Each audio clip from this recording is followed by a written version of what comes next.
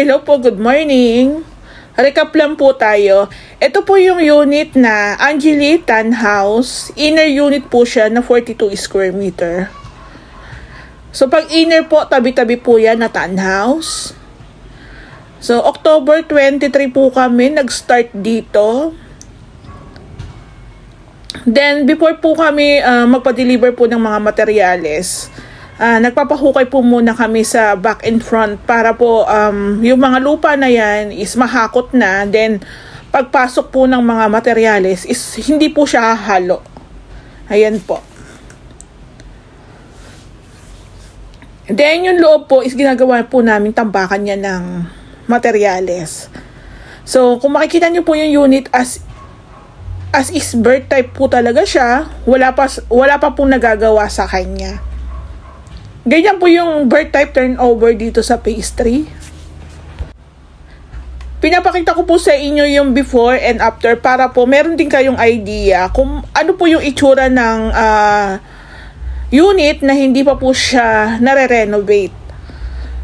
Ganyan po yung bird type, walang tiles, walang kisame, walang pintura. Ayan po. So, taas po yung uunahin namin. Lagi naman pong taas. Ayan. So, bali sa pag-start mo ng renovation, kailangan meron ka ng tubig at kuryente. At the same time, dapat meron ka na rin permit. Ayan po yung permit namin, tarpaulin, tsaka yung sticker nakasabit na po dyan sa may bintana. Yan po ang titingnan ng guard kung pwede na po kayong mag-start. So, ito po yung sticker ni Lumina. Yellow po dapat yan, pero green po kasi ang naibigay. So, napakita ko po sa inyo. Ito na po siya ngayon. Ito po. Bali, syempre, nag-try po tayo ng gabi, kunan. Ito na po siya ngayon. So, nag-try po kaming i-vlog siya ng gabi. Or kunan po siya ng gabi. Ayan.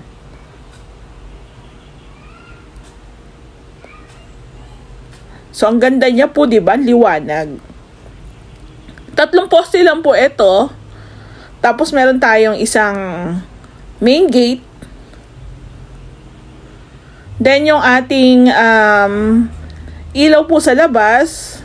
Yung ating pong mga lights accessories dyan is si Sir ang bumili.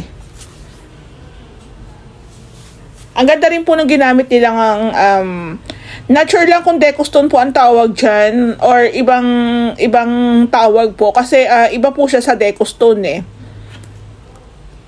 So pinapabuksan ko lang po kay Ray yung ating mga ilaw tsaka yung blinds, pinapababa ko po para makita rin natin. Ito na po yung transformation niya after 3 months. Actually kaya namin siya ng 1 month kaso marami po kasing kasabayan. So, ito po yung sinasabi ko sa inyo. Iba po kasi yung stone niya. Para po siyang Himalayan salt. Ayan, di ba? Pwede tayong kumuha ng asin dyan. Ang ganda po. Ang ganda rin po nung kanilang napiling ilaw dito sa may poste.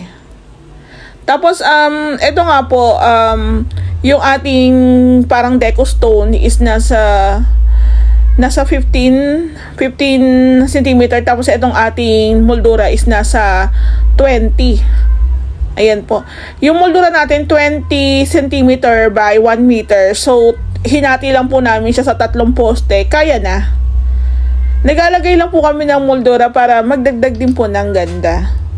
Tapos yung design po ng gate, doon na lang po sila nag-rely sa ibang projects namin. Since malayo naman yung isang project namin na black and white, yun na lang yung naging suggestion ni Sir. Same na lang sa project namin. Pero syempre, nagkaiba lang po sa pintura, sa kulay. Ang gusto nga po nila is white lang dito, pero nagsuggest po ako na baka po masita kami ni Lumina kasi ang kulay lang po sa Lumina is chocolate brown tsaka black. Pwede kang mag-mixing pero konti lang. Halimbawa, black tsaka white, 'di ba? O kaya white tsaka brown, parang konti lang. Tapos naglalagay din po tayo ng drainage dito po sa ating tapat ng gate. Para kahit po may mga activities sila dyan sa loob, dyan na po yung bagsak ng tubig. Ayan. Hindi po siya kakalat dito sa ating kalsada. So, ang gandang tingnan, napaka-simple lang ng renovation. Akala nyo po ang mahal. I-share po namin yung materials dito kung magkano inabot. Tapos, i-PM nyo po ako sa pinaka-labor. Baka magulat kayo. Ayan, di ba? Yung pintura po natin pala, share ko lang sa inyo, is QDE po yan na white, pambakal. Tapos, ito po is cotton candy po ng Davis. Ayan, ang ganda. Sobrang ano lang siya, light lang talaga. Kasi yun talaga yung gusto ng may-ari. Medyo light brown lang. Tapos dito naman po is 40 by 40 rin po to na garage tile. Okay din po yan kasi hindi naman siya ganun kagaspang. Advice ko lang, ang pinaka-ideal is parang yung matte lang, matte finish lang po siya na tiles. Kasi naman yung masyadong magaspang is sisiksikan naman po ng dumi yun. Tapos, andyan po yung ating septic bulb. Ayan. So, ito pong front extension ni Sir.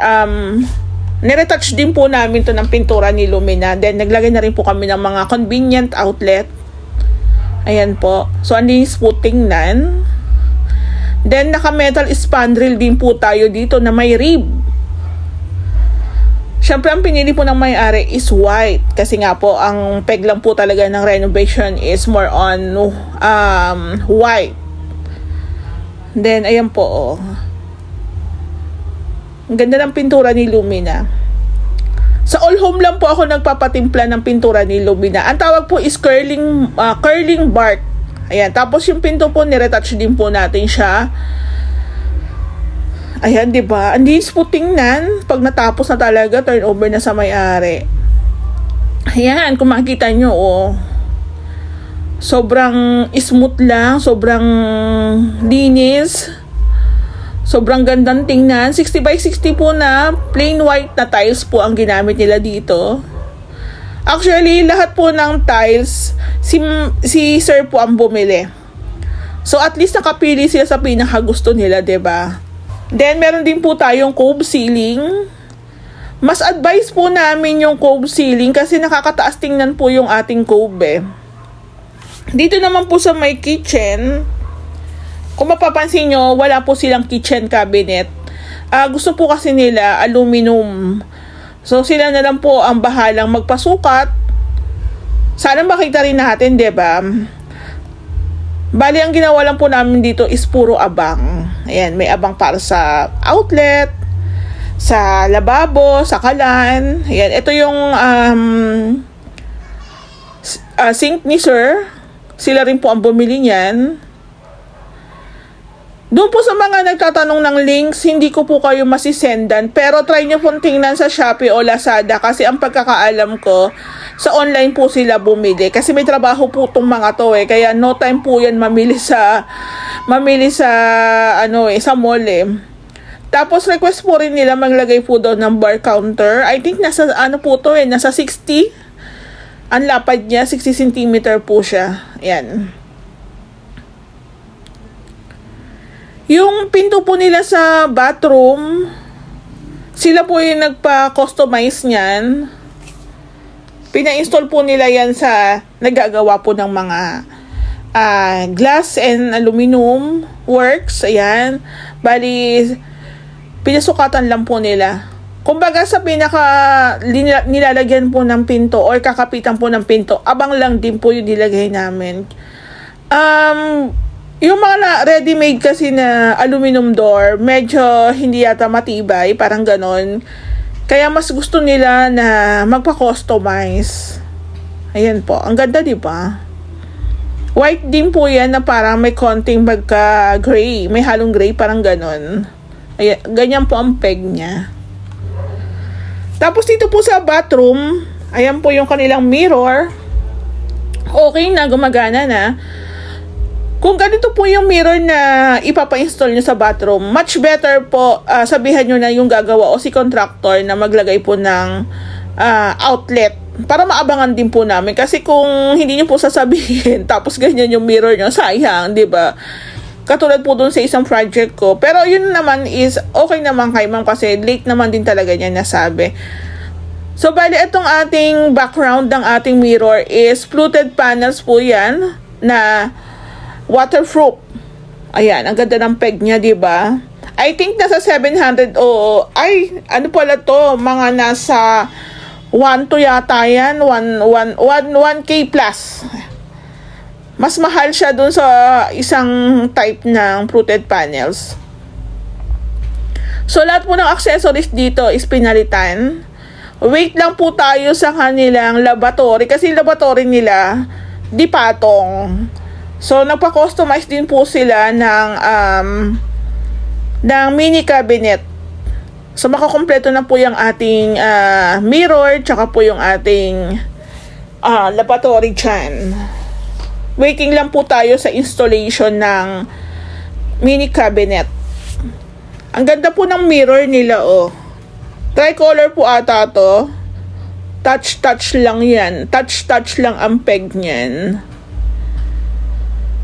Yung bathroom ni sir, all white lang po yan na 30 by 60. Then naglagay lang po sila ng accent na fluted panels naman ang peg. Diba okay din po siya? O, diba? Try ulit, o. Ganda. Ayan, o. Yung bathroom pala nila, sir, meron din po siyang exhaust fan, meron po siyang center light, meron din po siyang 4 na pin lights. Then, yung shower set ni sir, sila rin po ang bumili niyan. Ito po. Pakita ko lang. Pagdating sa bathroom, mas sinasuggest ko po, white lang. Lagyan nyo lang ng konting accent kasi mas maganda po sa bathroom. White lang, malinis lang, maliwanag, maaliwalas tingnan. Ayan po. Diyan po yung floor drain ni sir. Tapos ito yung kanyang bidet. O, diba?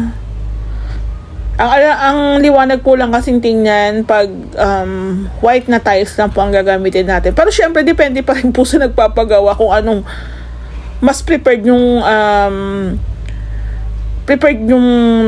kulay ng tiles. Ayan. Ito po yung sinasabi ko kanina. May abang na rin naman po tayo dyan ng tubo, pati po sa gripo. Waiting lang po tayo sa installation ng ating laboratory. Yun din po, isa rin po yung, kung di patong po yung laboratory nyo, much better sabihan nyo na rin kami para magawan din po namin ng pinaka-islab o patungan. Ayan na, oh, ganda. Diba, lumawak po siyang tingnan. Ito nga po palang cove ceiling natin.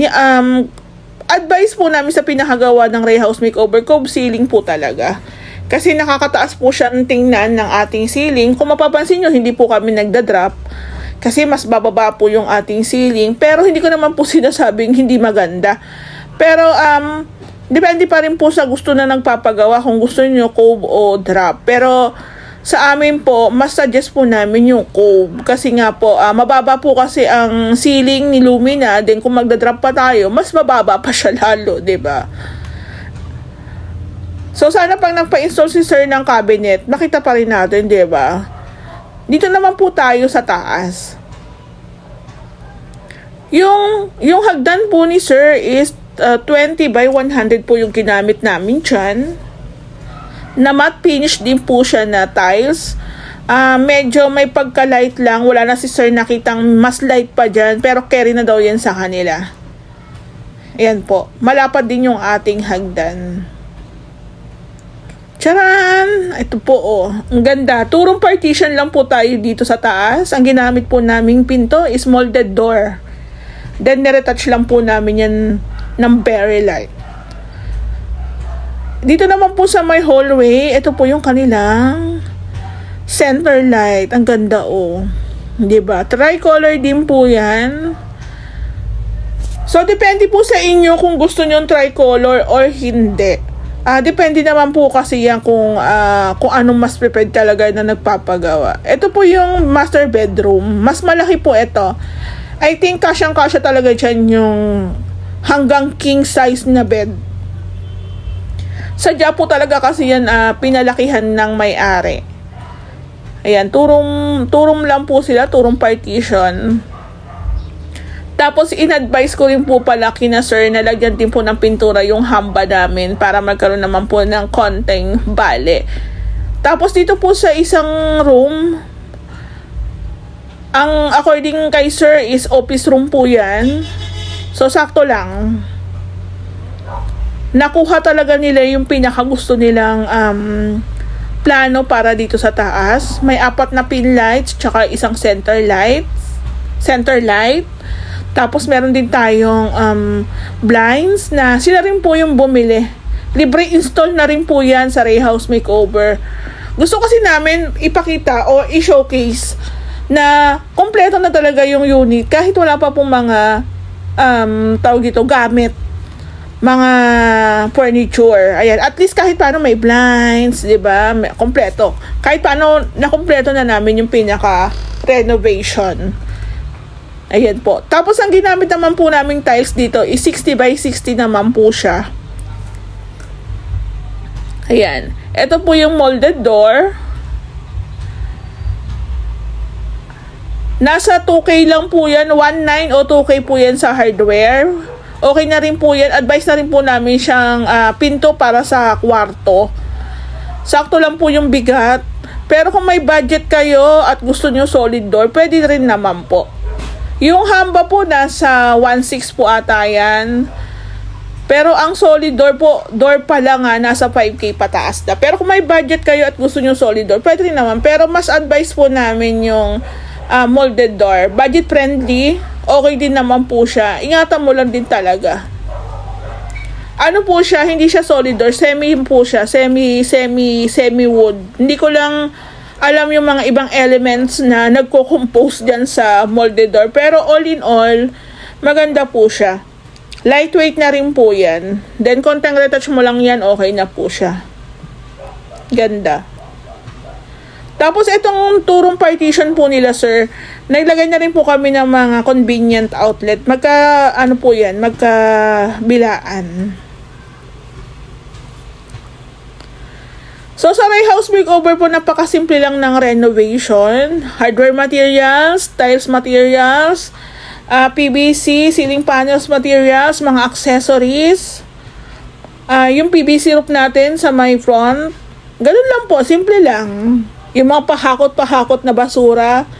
Ayan, yan lang po yung bumubuo sa renovation ng Ray House Makeover. Tapos, isa pa po sa pinakamabenta talaga sa amin, yung hallway pack. Ayan, diba? Ang ganda. Nakakaluwag po kasi siyang tingnan. At the same time, parang ang ganda niya po kasing lakaran. Diba? Hindi po sagad-sagad yung ating partition. Ayan. Ang laki po ng ating master bedroom. Sa Angeli Tan House or SF, malaki po talaga ang second floor nyo. Kaya hanggang 3 kwarto, caring-carry po talaga. Kaso syempre, yung pang third room, maliit na po yun.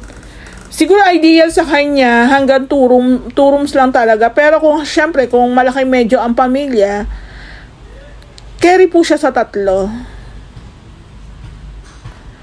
So dito po, hindi na rin po ako masyadong nahirapan gawa ng halos sila na po lahat ang nag-provide ng mga accessories.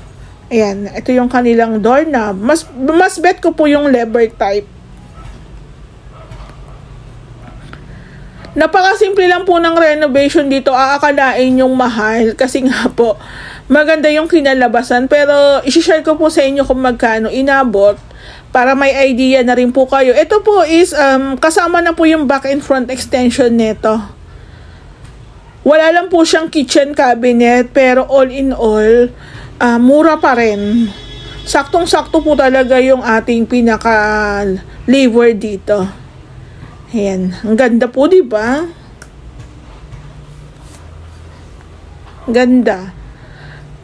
Pak na pak po yung mirror nila dito. Alam ko, meron po niyan sa Lazada o Shopee. Kaya kung naghahanap po kayo niyan, try nyo pong picturean, then i-scan nyo po. Makikita nyo naman po yan sa online.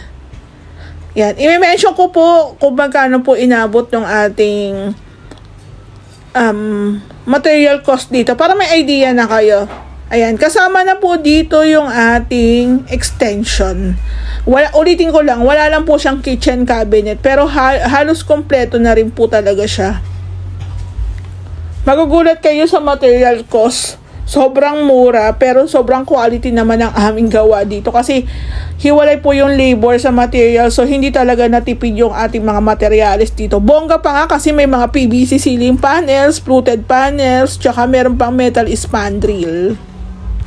Share ko din po sa inyo yung mga ginamit naming mga accessories. Bali, sinend lang po sa akin ni sir yung mga picture. Ayan, para meron din po kayong ideas. Ayan po lahat yung ginamit namin sa unit ni sir. Kayo na lang pong bahala kung saan po meron yan, kung sa Lazada or Shopee. Okay na okay po siya, in fairness. Lahat naman po gumagana. Ayan po, thank you. Thank you po.